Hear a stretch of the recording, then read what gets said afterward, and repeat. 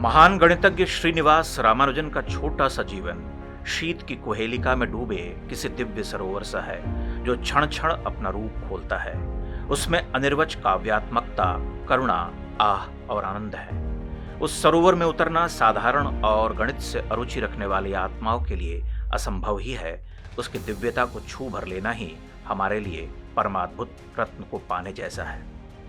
उनके जन्म की कहानी, उनकी बचपन की विचित्रता, बहुत छोटी उम्र में उनके द्वारा पूछे गए विस्मयकारी प्रश्न और धीरे धीरे गणित में धंसते हुए कुछ विलक्षण सोचना या करना, यह सब अपवादात्मक या असाधारण ही है।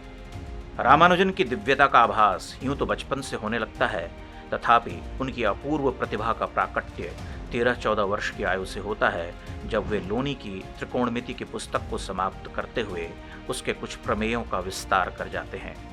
तब तक वे अनभिज्ञ हैं कि दुनिया उन प्रमेयों पर काम कर चुकी है।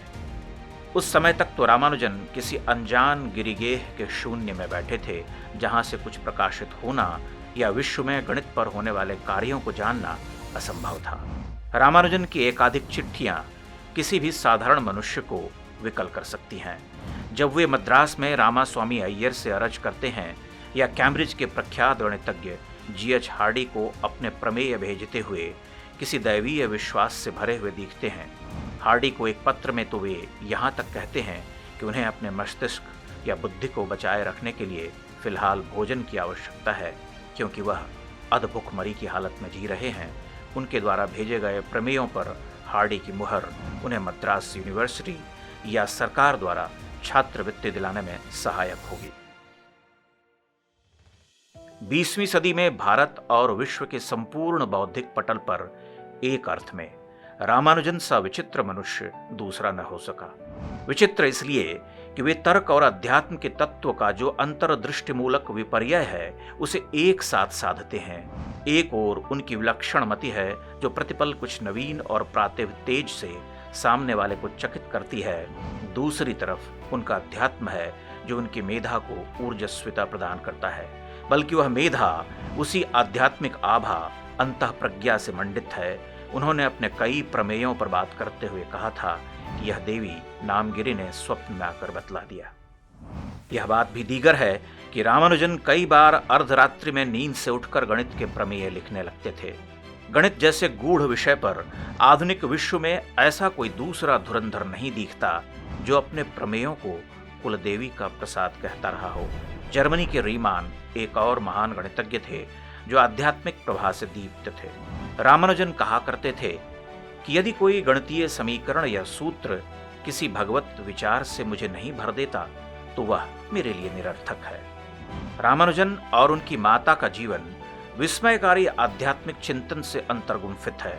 माना जाता है कि रामानुजन की माता ने एक स्वप्न देखा था कि उनका पुत्र यूरोपीय लोगों से घिरा हुआ है और देवी नामगिरी उन्हें आदेश दे रही हैं कि वह अपने पुत्र की यूरोप यात्रा में बाधा न बने। एक कथा यह भी है कि रामानुजन अपनी कुलदेवी के मंदिर में 3 रातों तक बेसुध रहे। 2 दिन तक तो कुछ भी नहीं हुआ, लेकिन तीसरी रात वे नींद से जागे और उन्होंने नारायण अय्यर को यह कहकर जगाया कि देवी ने उन्हें विदेश जाने का आदेश दिया है। रामानुजन की माता बहुत महत्वाकांक्षिणी थी। उन्होंने अपने पुत्र के गणित प्रेम को उनकी जीवन सहचरी पर प्रश्रय दिया। पत्नी जानकी अम्माल रामानुजन के लिए कुछ विशेष न कर सकी। विवाह के बाद के कुछ वर्षों तक वह वीतरागी ही रहे। बाद में इंग्लैंड प्रवास के कारण पत्नी से दूर ही हो गए। जब बीमार होकर भारत लौटे तो कुछ महीनों तक पत्नी के साथ रहे। तब जानकी अम्माल ने उनकी बहुत सेवा की। उन दिनों में वे विह्वल होकर कहते थे कि अगर तुम मेरे साथ रही होती तो मैं बीमार न हुआ होता। इंग्लैंड में उनके साथ काम करने वाले प्रख्यात गणितज्ञ प्रोफेसर हार्डी ने कहा था कि सबसे आश्चर्यचकित करने वाली बात उसकी वह अंतर्दृष्टि है जो सूत्रों और अनंत श्रेणियों के रूपांतरण आदि में दिखती है। मैं आज तक उसके समान किसी व्यक्ति से नहीं मिला और मैं उसकी तुलना ऑयलर या जैकोबी से ही कर सकता हूँ। महान गणितज्ञ लिटिलवुड ने भी उन्हें जैकोबी माना था। प्रोफेसर हार्डी ने अन्यत्र लिखा है कि उसके ज्ञान की कमी भी उतनी ही विस्मय कर देने वाली थी जितनी कि उसके विचारों की गहनता।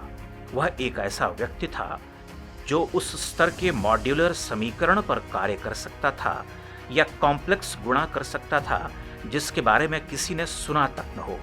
निरंतर लंगड़ी भिन्न पर उसका इतना अधिकार था जितना विश्व में कदाचित किसी भी गणितज्ञ को नहीं था। उसने स्वयं जीटा फंक्शन के समीकरण का पता लगा लिया था। उसने कभी डबल पीरियाडिक फंक्शन या कॉची थ्योरम का नाम भी नहीं सुना था, परंतु एनालिटिकल नंबर थ्योरी की विशाल राशियों से वह खेलता रहता था। प्रोफेसर हार्डी ने अन्यत्र कहा था कि उन्हें खुद को महान गणितज्ञ लिटिलवुड और रामानुजन को आंकना हो तो वे खुद को 100 में 25, लिटिलवुड को 35 और रामानुजन को 100 में 100 अंक देंगे।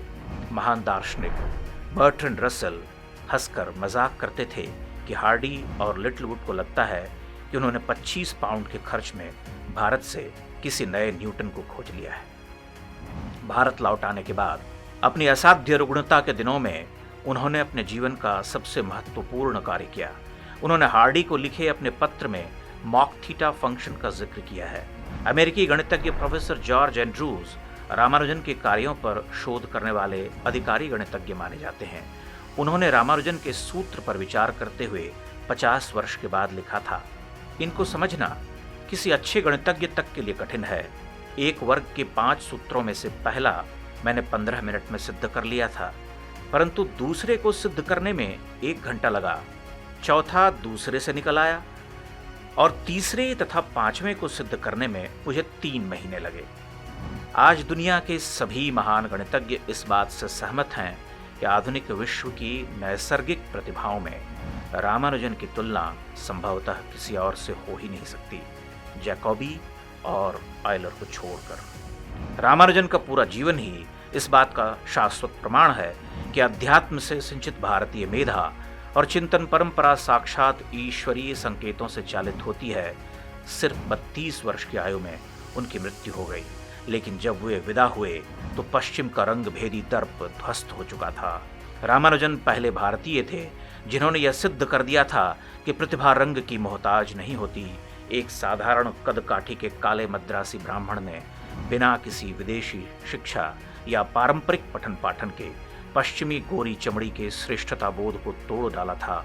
उनकी मृत्यु के बाद रामचंद्र राव ने लिखा था कि उसका नाम भारत को यश देता है और उसका जीवन वृत्त प्रचलित विदेशी शिक्षा प्रणाली की कटु निंदा का द्योतक है। उसका नाम उस व्यक्ति के लिए ऐसा स्तंभ है जो भारतीय अतीत के बौद्धिक सामर्थ्य से अनभिज्ञ है। जब 2 महाद्वीप उनके खोजे गणित के नए सूत्र प्रकाशित कर रहे थे, तब भी रामानुजन वही बालोचित, दयालु और सरल व्यक्ति बना रहा, जिसको न ढंग के कपड़े पहनने का ध्यान था, न ही औपचारिकता की परवाह। इससे उनके कक्ष में मिलने आने वाले आश्चर्य के साथ कह उठते थे, क्या यही है वह? यदि मैं एक शब्द में रामानुजन को समाना चाहूं तो कहूंगा भारतीयता।